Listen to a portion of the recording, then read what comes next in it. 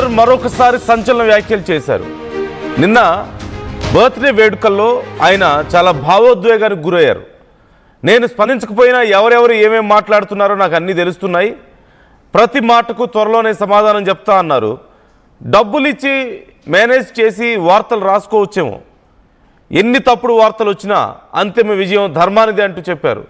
నేను ఒక మతానికి కులానికి పరిమితం కాదు, జీవితంలో అవమానాలు ఒడిదుడుకులు వస్తూ ఉంటాయి, సొంత పార్టీ నేతలే కొంతమంది ఇబ్బంది పెడుతున్నారు అన్నట్లుగా ఆయన మాట్లాడారు. ఈ నేపథ్యంలో పార్టీ నాయకుల్ని కొంతమందిని టార్గెట్ చేసి ఇలాంటి వ్యాఖ్యలు చేశారు అంటూ ఇప్పుడు బీజేపీలో చర్చ జరుగుతోంది. కొంతకాలంగా బీజేపీపై ఆయన అసహనంతో ఉన్నారని, బీఆర్ఎస్ నేతలతో ఈటెల టచ్లోకి వెళ్ళారు అనే చర్చ కూడా జరుగుతుంది. సో ఈ అంశానికి సంబంధించి మనం డీటెయిల్స్ తెలుసుకోబోతున్నాం. శ్రీధర్ జాయిన్ అవుతున్నారు. బట్ బిఫోర్ దట్ ఈటెల అసలు ఏమన్నారు ఒకసారి చూద్దాం.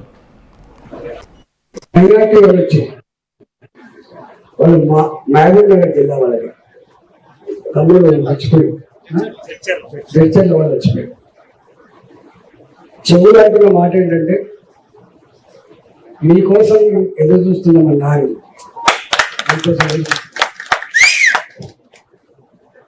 మీరు అనుకున్నట్టే అప్పుడప్పుడు నాయకుడికి డిగ్నిటీ ఉండాలి, నాయకుడికి డిగ్నిటీ ఉండాలి. నాయకుడు తన చరిత్రను బట్టి, తన హోదాని బట్టి, సమాజంలో తనకున్నటువంటి ప్రతిష్టను బట్టి యాక్ట్ కావాలి తప్ప దానికంటే భిన్నంగా యాక్ట్ చేయద్దు. చేస్తే అది రాంగ్ అవుతుంది. ఎవరు ఏదో చేస్తున్నారని, ఎవరో ఏదో మాట్లాడుతున్నారని మనం కూడా మాట్లాడాలి కదా, మనం కూడా చేయాలి కదా అనేటువంటి పోకలు అప్పుడు వస్తుంటాయి. మాట్లాడని వాళ్ళు, రియాక్ట్ కాని వాళ్ళు ఆలోచించాలని మాత్రం అనుకోవచ్చుమా, ఆలోచించాలని మాత్రం అనుకోవచ్చు. మా సుబ్బారావు అంటాడు, జోడిగలక చెవులు చెప్తూనే ఉంటాడు, అన్నా ఇట్లా చేయాలి అట్లా చేయాలి. ప్రతి దానికి ఒక పరిష్కారం ఉంటుంది, పరిష్కారం లేకుండా ఉండదు. గుర్తుపెట్టుకోండి. నాలాంటి వాడు సరే దెబ్బలు తగిలినా సురేంద్ర రాసి పులి దెబ్బలు నీకు కొత్త కాదు అని చెప్పి రాసి, పులి దెబ్బల గాయాలు కొత్త కాదు అని చెప్పి రాసి. అనేక గాయాలు ఉన్నాయి, మాకు చరిత్ర ఉంది, మనకు చరిత్ర ఉంది. మాతో పెట్టుకోవడం అంటే ధర్మంతో పెట్టుకున్నట్టే చెప్పింది శాసనం.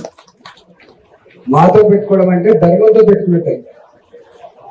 నేను ఒకరి మేలు కోరేవాళ్ళం తప్ప కీడు కోరేవాళ్ళం కాదు. కానీ రెండు బాధలు అవుతున్నాయి. ఎంత కష్టపడి తెచ్చుకున్నామో తెలంగాణ అది అనుభవించిన వారికి మాత్రమే తెలుస్తుంది. చాలా మంది అనుకుంటారు కేసీఆర్ మాత్రమే ఉద్యమకారుడు, కేసీఆర్ మాత్రమే ప్లానరు, కేసీఆర్ మాత్రమే స్కీమర్ ఉండొచ్చు. సో ఆయన సొంత పార్టీలో ఎవరో తన మీద కుట్రలు చేస్తున్నారని, తన గురించి ఇష్టం వచ్చినట్లుగా మాట్లాడుతున్నారు అంటూ ఆ ఉద్దేశంతో ఆయన మాట్లాడడం మనం చూస్తున్నాం. ఈ మధ్య కొంత సైలెంట్ అయ్యారు ఈటెల. ఎన్నికల తర్వాత నుంచి, అసెంబ్లీ ఎన్నికల తర్వాత నుంచి ఆయన కొంత సైలెంట్ అవ్వడాన్ని మనం చూస్తూ వస్తున్నాం. అయితే ఈటెల ఒక వర్గాన్ని తయారు చేసుకున్నారని, ముఖ్యంగా ఒకానొక టైంలో బండి సంజయ్, ఈటెల రాజేందర్ వర్గీయుల మధ్య చాలా తీవ్రమైనటువంటి మాటల యుద్ధం జరగడం, డైరెక్ట్గా ఒకరి మీద ఒకరు విమర్శలు చేసుకోవడం మనం చూసాం.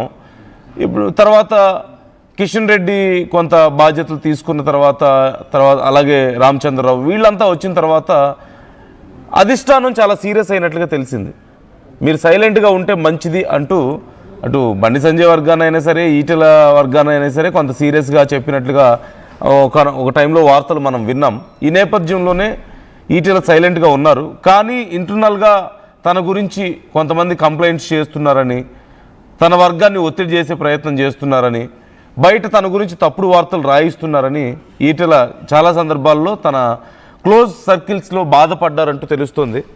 ఈ నేపథ్యంలో ఇప్పుడు బీజేపీలో అసలు ఉండాలా లేదా అనే విషయంలో ఈటెల ఆలోచిస్తున్నారు అనే వార్తలు కూడా కొన్ని వినిపిస్తున్నాయి. మరోవైపు మళ్ళీ సొంత గూటికి చేరుతారా అనే చర్చ కూడా లేకపోలేదు. కొద్దిపాటి అనుమానాలు కూడా వస్తున్నాయి ఈ విషయంలో. బట్ స్టిల్ ఇప్పటికైతే క్లారిటీ లేకపోయినప్పటికీ ఆయన కొంత అసంతృప్తిలో ఉన్నారు. ఆయన ఎదుగుదలకు అవకాశం లేదన్న అభిప్రాయంలో ఉన్నారు. తనకు అంత అనుకున్నంత ప్రాధాన్యత దక్కడం లేదని, ఈ వర్గపోరు ఎక్కువగా నడుస్తోంది, గ్రూప్ తగాదాలు ఎక్కువగా ఉన్నాయని, ఇలా ఎన్నో కారణాలతో, అలాగే పార్టీ సిద్ధాంతంలో కూడా కొన్ని విషయాల్లో ఆయన ఇమడలేకపోతున్నారని, ఇలా ఎన్నో అభిప్రాయాలు ఉన్నాయి. శ్రీధర్ జాయిన్ అవుతున్నారు. శ్రీధర్, ఈటెల మీద నిజంగానే సొంత పార్టీ నాయకులు రాజకీయాలు చేస్తున్నారు అంటే ఈ గ్రూపు రాజకీయాలు జరుగుతున్నాయని, ఈటెల మీద కొన్ని ఏదో కంప్లైంట్స్, లేదంటే ఈటెల వర్గానికి కొంత ఒత్తిడి వస్తుందని రకరకాల వార్తలు నడుస్తూ ఉన్నాయి. అండ్ ఈటెలు కూడా కొంత సీరియస్ అవడం, కొంత భావోద్వేగానికి లోనవడం మనకు కనిపిస్తుంది. సో ఏం జరుగుతుంది ఈ మధ్య? ఆయన సైలెంట్గా ఉండడాన్ని కూడా మనం గమనించవచ్చు. ఒకప్పుడు ఉన్నంత దూకుడు కనిపించడంలా, అంత యాక్టివిటీ కనిపించడం లేదు.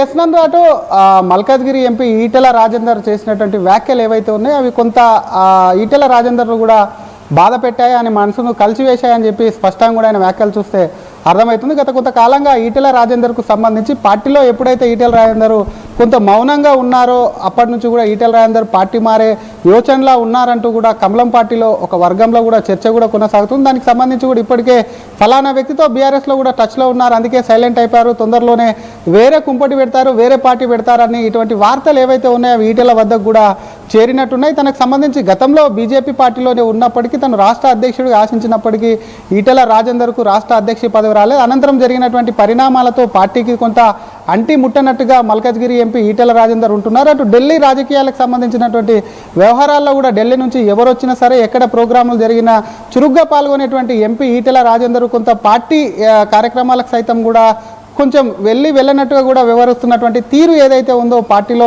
అనేక అనుమానాలకు కానివ్వండి, అనేక ఆరోపణలకు కానివ్వండి కొంత స్పేస్ ఇచ్చారని చెప్పాలి. ఇటువంటి తరుణంలో నిన్న మాట్లాడినటువంటి ఈటెల చాలా భావోద్వేగంతో తన బర్త్డే వేడుకలకు సంబంధించి ముందుగా పేర్కొన్నారు. పార్టీలతో, కుల మతాలతో కూడా సంబంధం లేకుండా వివిధ ప్రాంతాల నుంచి వచ్చి తనకు కూడా బర్త్డే విషెస్ చెప్పారు. ఈ అభిమానం అనేది కూడా పూర్తిగా ఒక్కరి నుంచో ఏ మతానిదో ఏ కులానిదో కాదు, అన్ని పూర్తిగా తెలంగాణ రాష్ట్ర ప్రజలు కూడా తనను ఒక నాయకుడిగా, ఒక మంచి విలువ ఉన్నటువంటి వ్యక్తిగా గౌరవించేటువంటి బర్త్డే విషయాలు నిన్న రాత్రి మొదలై కూడా బర్త్డే అంటే మొన్న రాత్రి మొదలై నిన్న సాయంత్రం వరకు కొనసాగిన సందర్భం కూడా కొంత ఈటెల రాజేందర్ భావోద్వేగానికి గురవమే కాకుండా తను ఉన్నటువంటి తను వింటున్నటువంటి మాటల మీద కూడా కొంత ఆయన స్పందించారని చెప్పాలి. ఎందుకంటే డబ్బులు ఇచ్చి వార్తలు రాసుకోవచ్చు, అటువంటి వ్యక్తిని తను కాను, అన్నీ వింటున్నాను, ప్రతిదానికి స్పందించాల్సినటువంటి అవసరమే లేదు, నిండుకుండా ఎప్పుడు తొలకదు, వీటన్నిటి బట్టి ఎప్పుడు ధర్మం వైపే ఉంటుంది, ధర్మమే గెలుస్తుంది. కొంతమంది డబ్బులు ఇచ్చి వార్తలు రాయించడం ఏదైతే ఉందో దాన్ని కూడా ఈటెల రాజేందర్ స్పష్టంగా ఖండించారు. కానీ